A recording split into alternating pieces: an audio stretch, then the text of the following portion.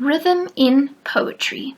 Welcome to week 3 of term 3 grade 9s. I hope you have all had a wonderful term so far. Today we are going to be looking at rhythm and meter in poetry and why it is important. And then we are going to be analyzing a poem called Night Sister by Elizabeth Jennings. Please get your poetry book and your stationery and take notes as we go along. Thank you. Why is rhythm important in poetry? It can create or complement a certain mood. It can dictate the pace of the poem. Breaks or changes in rhythm can indicate something to the audience. This happens in most songs. You've all listened to music before. Without rhythm, there would be no order, resulting in an inconsistent and unenjoyable experience. And then to make the concepts of meter and rhythm easy for you, I've put a little English equation over here. So meter equals rhythm, which equals a pattern. All right, so meter is what helps create the rhythm or a pattern in a poem. What is meter? Meter is the arrangement of words, syllables, or sounds into a regular, recurring pattern.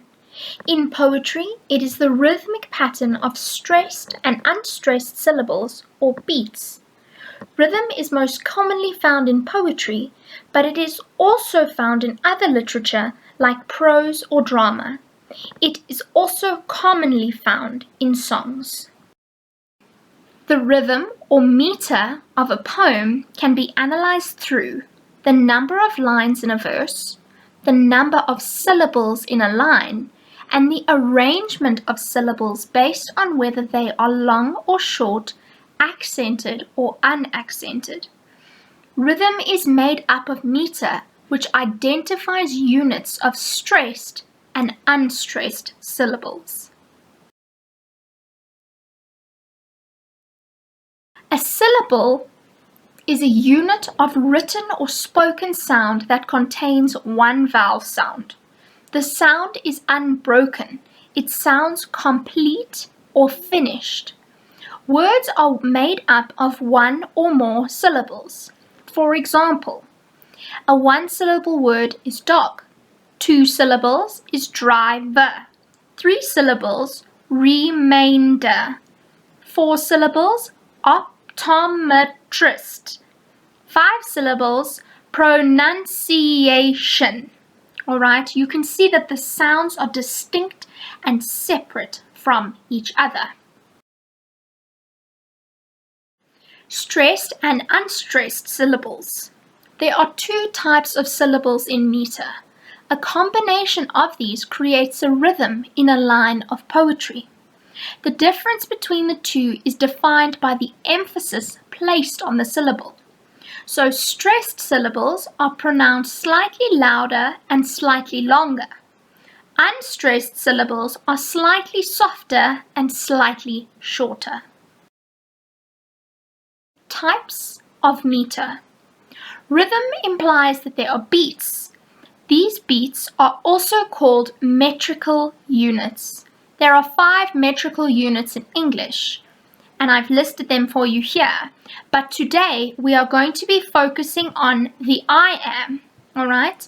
And that lends itself to iambic pentameter. Iambic pentameter. An iamb is one unstressed syllable followed by one stressed syllable. For example, begin, again, alive. These syllables create beats. 1 syllable equals 1 beat. A popular rhythm called iambic pentameter is what Shakespeare used, which is a line that consists of 5 iambs or 10 syllables in an alternating pattern of stressed or unstressed beats.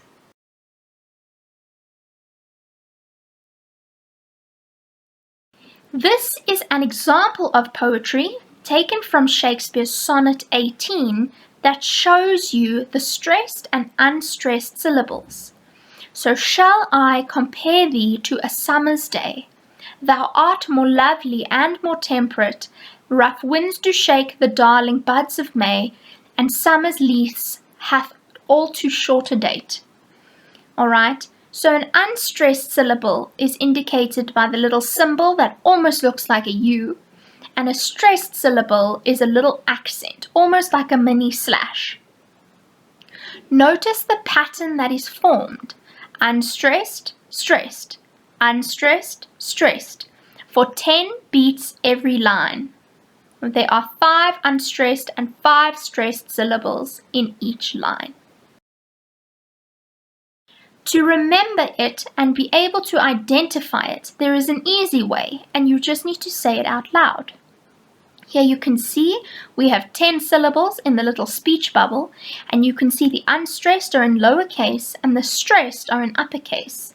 This is how you identify iambic pentameter. Da-dum, da-dum, da-dum, da-dum. Alright, and it will be that rhythm for every line if it is written in iambic pentameter.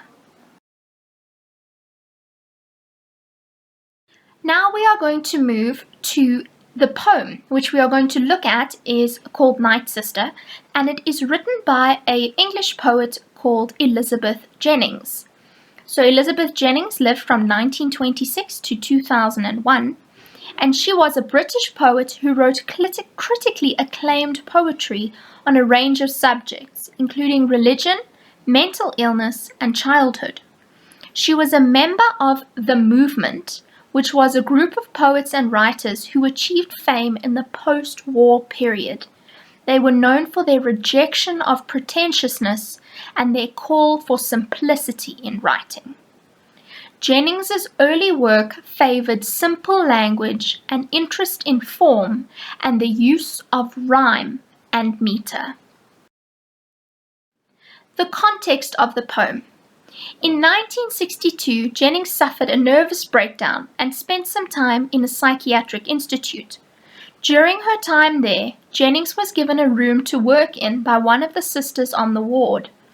Although she has declared that she is not a confessional poet, we can only assume that poems like this one and A Depression, another one of her poems, must surely have been influenced by her experience during this period. In this poem, the speaker writes of her admiration and gratitude to a ward sister. In an interesting twist, we see it is not only the nurse who cares and looks after the patient, but that the patient can also be concerned about the nurse's welfare. On the left here, we have the cover of Elizabeth Jennings' biography written by Dana Green. Now for the poem, Night Sister by Elizabeth Jennings. How is it possible not to grow hard, to build a shell around yourself when you have to watch so much pain and hear it too? Many you see are puzzled, wounded, few are cheerful long. How can you not be scarred? Alright, this is the first stanza, and you can see that I've put the analysis here for you, that immediately the poem starts off with a rhetorical question, which is a type of poetic device that draws the reader in. The poem also mentions a shell around the Night Sister, alright, suggesting that nurses can become guarded to protect themselves. It also uses two sight and hearing words, so two of the senses, watch and hear, in the third line, and this makes it real because we can all relate to hearing or seeing something. And then the last two lines are a reference to the patients that the Night Sister will see. So most patients are not in a good state. The speaker is asking how the Night Sister isn't traumatized from that, from seeing people who are all sick and wounded and injured. To view a birth or death seems natural, but these locked doors, these sudden shouts and tears, graze all the peaceful skies. A world of fears, like the ghost haunting of the owl, appears, and yet you love that stillness and that call. So birth and death are obviously two major life events. They obviously mark the start of one's life and the end of it. Okay, and then there's also the word natural, all right, and the reference to nature seems to have a positive message here. Okay, but as you can see in the orange box, that in the first 3 lines, the quasi-positive message is destroyed by the second and third lines. So when something is quasi, it's seeming to be what it is, but it's actually not. So this is seeming to be positive, but it is not. There you can see that that positive message is contrasted by words that create a chaotic scene, negative words that create a dark tone. Then again, there is like the ghost haunting of the owl appears. These are emphasizing that dark tone. It almost has horror-like undertones. And the images of the ghost haunting and the owl are used to denote death. Then you can also see that stillness at the bottom, it is suggesting that after the noisy drama of a birth or death, there is some sort of calm. And again, the word call, it has a double meaning here. It suggests that nursing is a calling, but also refers to a noise, which contrasts with the use of the word stillness in the same line. You have a memory for everyone. None is anonymous, and so you cure what few with such compassion could endure. I never met a calling quite so pure. My fears are silenced by the things you've done. All right. In this stanza, the narrator heaps praise on the work of nurses. There are positive words like cure and compassion that confirm this. The narrator even goes so far as to say that nobody is anonymous in the nurse's eyes.